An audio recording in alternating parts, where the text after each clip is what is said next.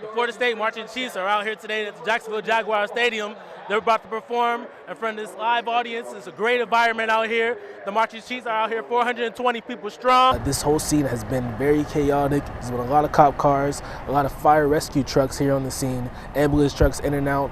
People are curious, trying to figure out what is going on, and as soon as we find the information, we'll soon get it back to you best as we can. How's it going, Florida State fans? I'm Brandon Spencer, here to catch you up on what you missed during spring break in Florida State athletics with your Seminole update.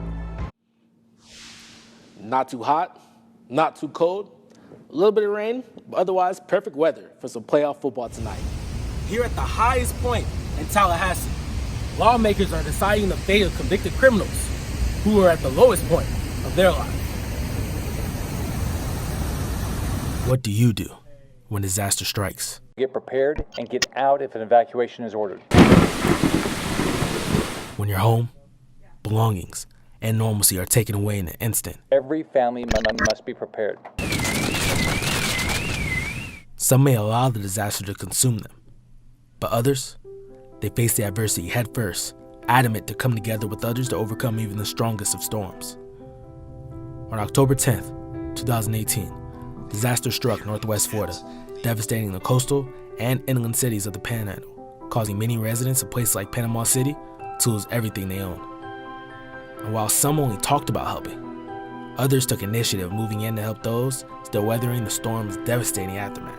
FSU sophomore swimmer Patrick Bukovich did exactly that, as the Cincinnati, Ohio native led 40 Florida State student athletes to Panama City to help clean up some of the mess Hurricane Michael left behind. We have the resources here.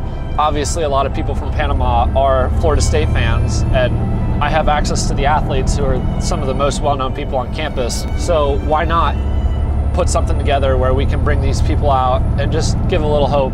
And with the help of FSU athletic administrators Ashton Henderson and Sarah Petronio, he was able to plan and coordinate the group trip to the coast.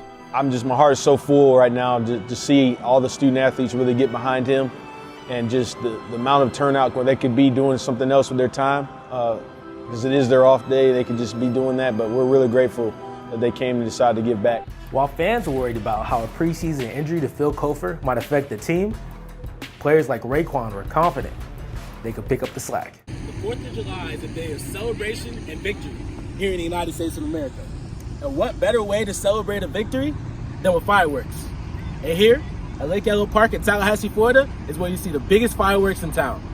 Ties the game at 7 apiece, but not too long later, Knowles put together another scoring drive of their own. Look at this beauty. Deep ball to who else? Raymond Woody. Just out-muscles the defender in for his score. Knowles up 14-7. After that, they go on a tear to end the half. Javon Morgan takes a 45 yards to the pay dirt. The Knowles will lead 28-7 at half. Around the country, geese have a bad reputation of being angry and hostile. But with a little love, food, and care, geese like Griffin can be your best friend. The journey is never ending. There's always growth, improvement, and adversity on the horizon. Just continue to take it all in and do what's right. Continue to grow. Continue to live in the moment. When redshirt freshman forward Raekwon Gray, who is also known as Turk, first arrived onto the Florida State campus, he was regarded as one of the best players in Florida and a legend at the historic Dillard High School, where he led his team to back-to-back state titles. However, as a newcomer to the college game, all he wanted to do was get better and be a part of something bigger than himself. I wanted to learn as much as possible, as quick as possible, so that I can play as fast as possible. But playing time would have to wait, as the coaching staff and Gray himself decided it was best for him to redshirt. Well, like I said, when preseason practice came around, I knew that it was kind of difficult for me and to adjust, and I think having another year to adjust would really help me. So. But before he could play in the Leonard Hamilton system, before he could be an integral part of the junkyard defensive scheme, some lifestyle adjustments needed to be made on and off the court. And every time I came in to shoot, he was coming into the locker room sweating, and I would always ask him, "Where'd you come from?" He was like, "I was running on a treadmill." The summer days will now start at 6 a.m.